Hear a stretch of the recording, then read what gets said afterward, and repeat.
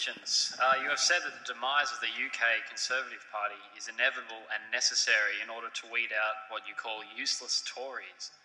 What do you think it will take to revive conservatism in Britain? Are far-right populist parties necessary for such a revival? And lastly, does Tony Abbott, our Prime Minister, represent lost conservative values that you would support?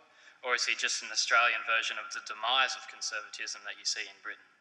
The last bit first. From what I can see, Mr. Abbott is very much on the lines of modern fake conservatism. That is, quite a lot of neoliberalism about the economy, a far too close association with Rupert Murdoch, and a fair amount of rhetoric about moral conservatism close to elections, accompanied by doing nothing whatever about it when he has the chance to do so. I think that is a general characteristic of conservative parties who have for many, many years in the Anglosphere countries been betraying their supporters in that way. And not merely them, but the supposedly left-wing parties, the Labour parties of the Anglosphere, have also been betraying their conservative-minded supporters. They have become factions of metropolitan bourgeois bohemians who couldn't care less about the conditions of the poor, and who are merely concerned with the luxury lives they live in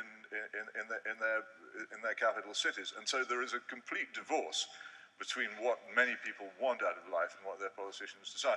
In terms of the British Conservative Party, if you really want to know, I mean, the best thing that could possibly happen to it would be that it split and collapsed, and I do all that I can to hurry this on, because nothing could be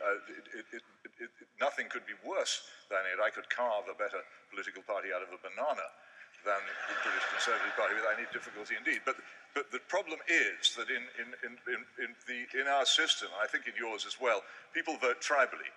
And as long as these parties continue to exist at elections, enough people will vote tribally to keep them alive.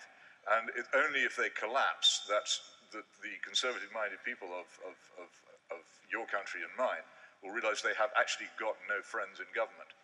Peter, you did do whatever you could to hasten the demise of the Cameron government. Yeah, not very effective. In fact, you actually advised people, or your readers, to vote for UKIP, which is a populist party primarily anti-immigration in its basis. Well, I advised them to do that because I kept saying that they shouldn't vote at all, but they all seemed to think that voting was some tremendously important process, which actually it isn't. If you go into a shop and you're offered a load of goods which you don't want to buy, you don't buy any of them.